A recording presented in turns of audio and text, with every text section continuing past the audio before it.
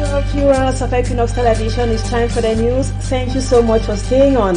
We begin right away with our major stories. 48-year-old Bless Musa is the new managing director of the Cameroon Water Utilities Corporation, CamWater. He was installed today in Douala by the Minister for Water and Energy, Gaston Elundu Isomba, and the liberated militants of the Cameroon Renaissance Movement say the battle for freedom in Cameroon has just begun. Those were our major stories.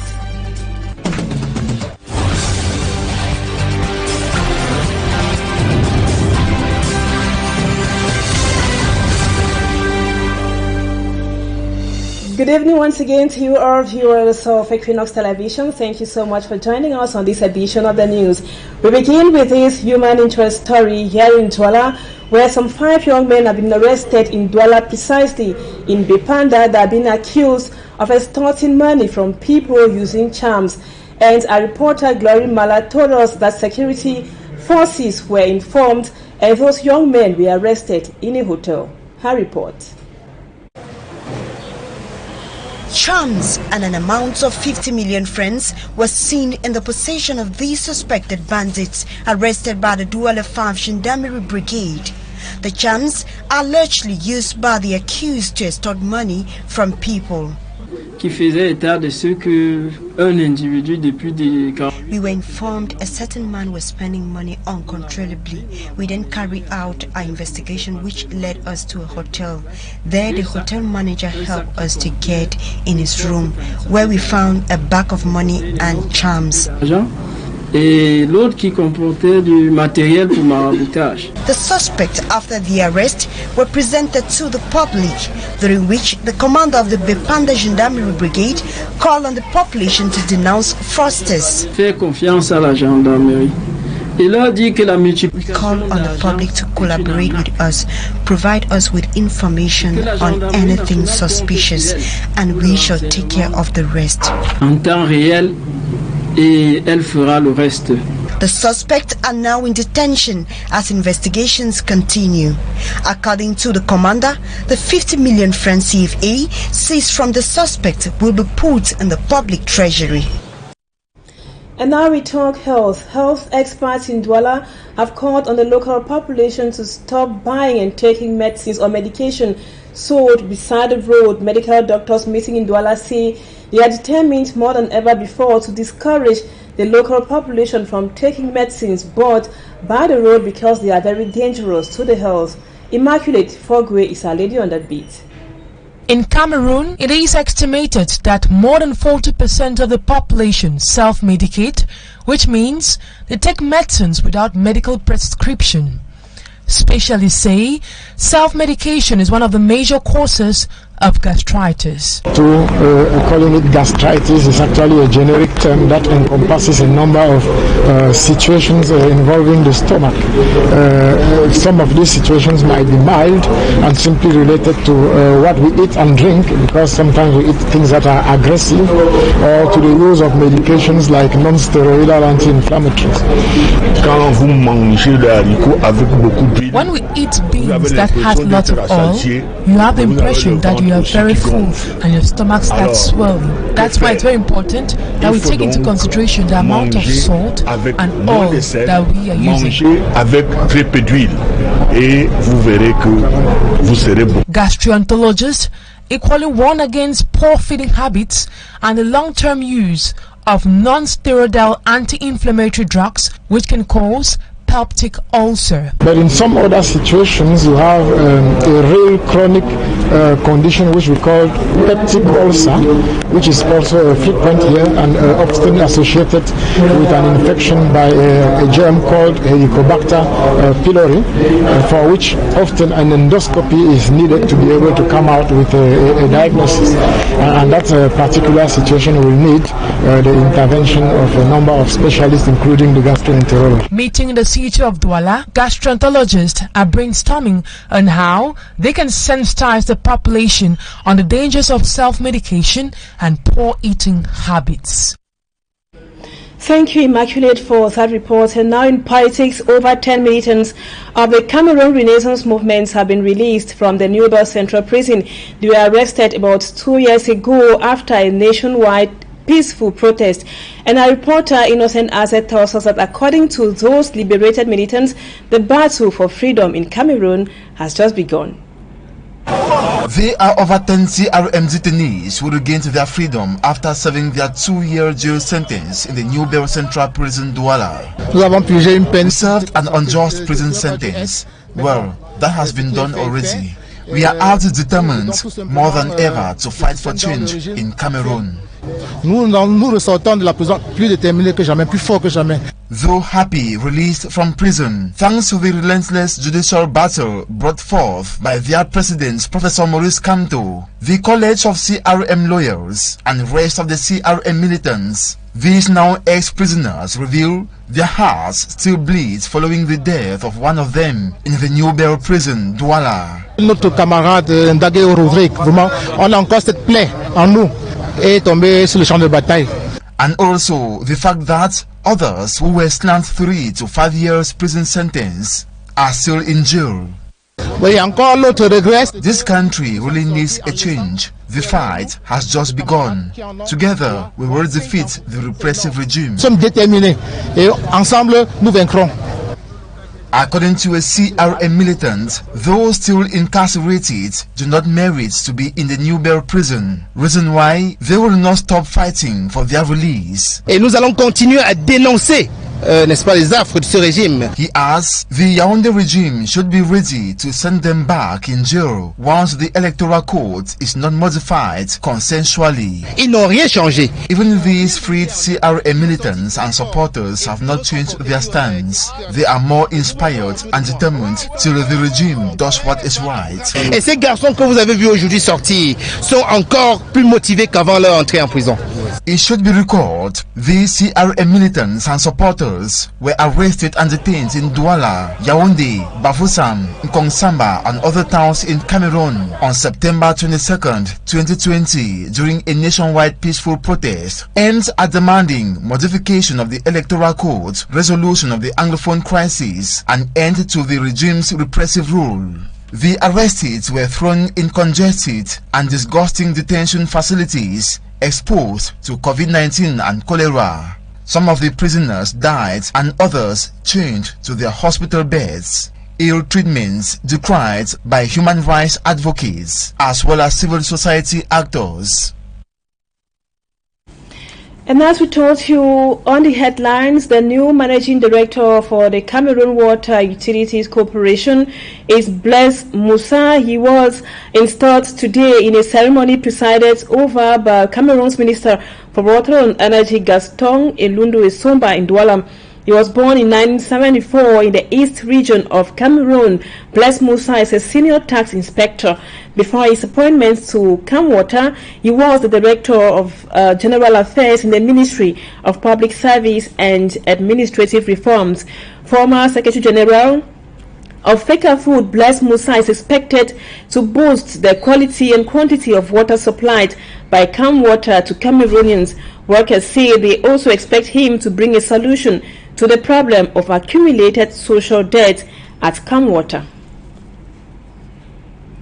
Let's now listen to the new general manager of CamWater, Blaise Moussa, in this excerpt selected to us by Ifomi Armstrong Sanda. First of all, I want to be very grateful to the head of state for having chosen me. I don't know if I merit it. I do not think that I merit it, but it is a high confidence, a trust he has given to me.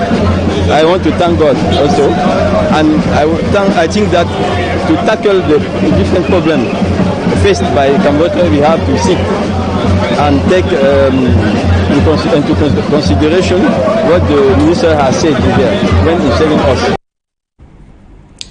And now we take you to the north region of the country where some Muslim faithful are protesting precisely in Lianda Mosque against their new imam. The protesters say he is going against the teaching of Islam, as Lucy Essien tells us in this report. These are Muslim faithfuls of the Liande Mosque in Gawa North region.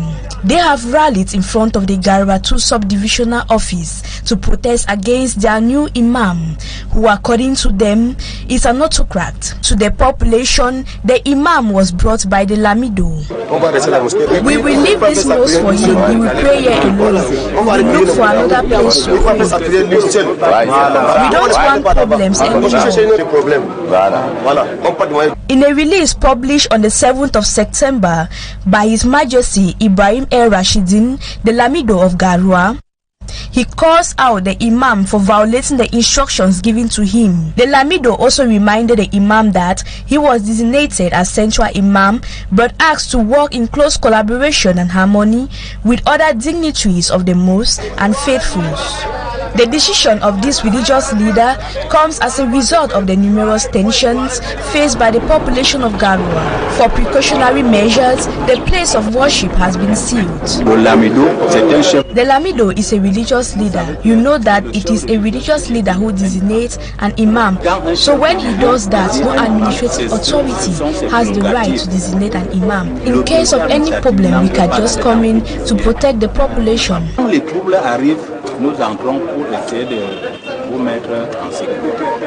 The concerned worshippers say they don't intend to continue praying in the mosque even if a new imam is brought in. They also plan to meet the governor in the days ahead. From the north, we take you now to the southwest region to meet Davidson Maimo, who tells us that floods have caused enormous material damage in Limbe. He tells us that the population in front of the heavy runoffs were powerless and stranded.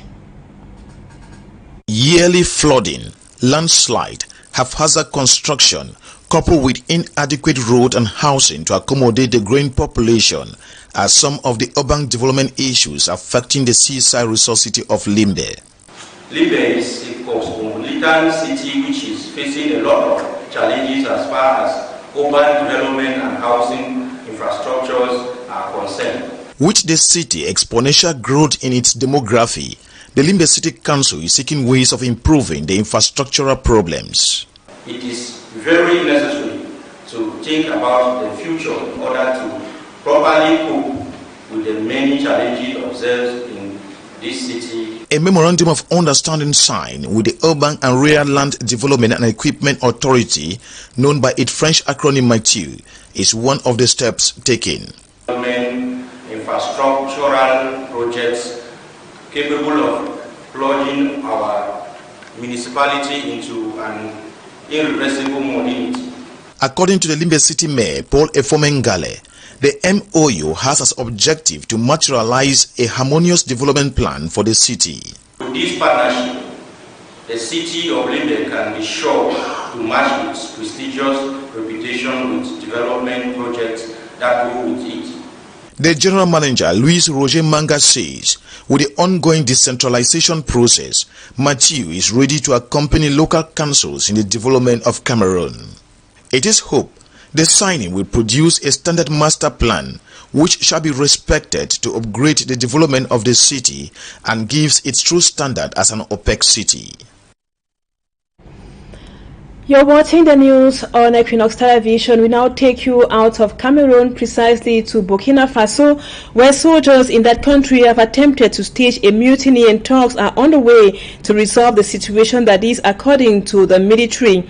After heavy gunfire was heard in parts of the capital, the country's leader, Lieutenant Colonel Paul Henri Sandaogo Damiba, urged the population to remain calm. It is unclear if a coup attempt is in progress. The current junta overthrew an elected government in January, citing a failure to halt Islamist attacks, but Lieutenant Colonel Damiba's administration has not been able to curb the jihadist violence. On Monday, 11 soldiers were killed when they were escorting a convoy of civilian vehicles in the north of the country. And now we talk sports. The sporting season in Cameroon would end over the weekend with the Cameroon Cup finals. Cotton Sport of Garua would challenge Bambutus of Mbuda Ade Amadou at Hijo Stadium. And our reporter Asmad and Jikan Gabriel previews the finals between Cotton Sport and Bambutus in the following write-up. It will be a clash between a household name in the history of the Cup of Cameroon, against a novice when Cotton Sport of Garwa tackles Bambutus of Mbuda in the Cameroon Cup finals this weekend in Yaoundé. In their last 10 meetings, Cotton Sport of Garwa has recorded 6 wins against 1 for Bambutus, with 3 of the other matches ending in a draw between the two sides. The last time Bambutus defeated Cotton Sport of Garwa was in 2016.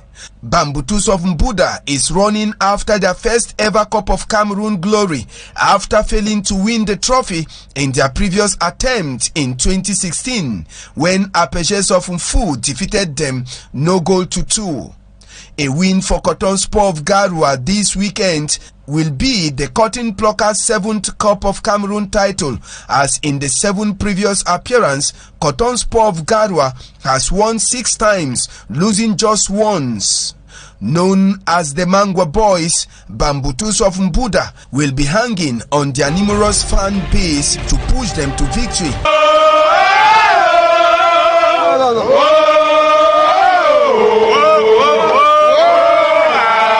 Against Cotton Sport of Garwa that has a huge experience both at home and at the continental level.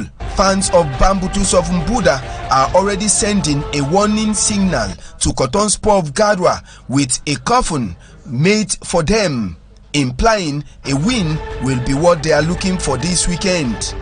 A victory for Cotton Sport of Garwa after Sunday's cup final will mean that the Cotton Pluckers have won a double this season after clinching the Elite 1 title.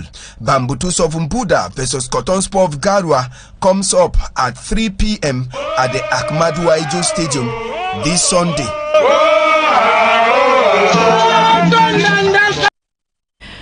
Thanks so much for that report, and thank you viewers for always being there. That was how we saw it on this edition of the news on Equinoxe Television. Our programs continue. Equinoxe Soir comes up at exactly 7 p.m. Have a blessed weekend in the company of our programs.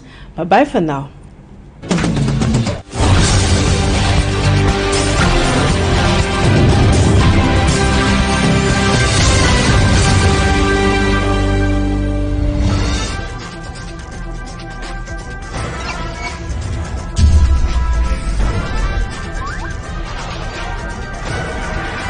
Equinoxe Télévision, au-delà de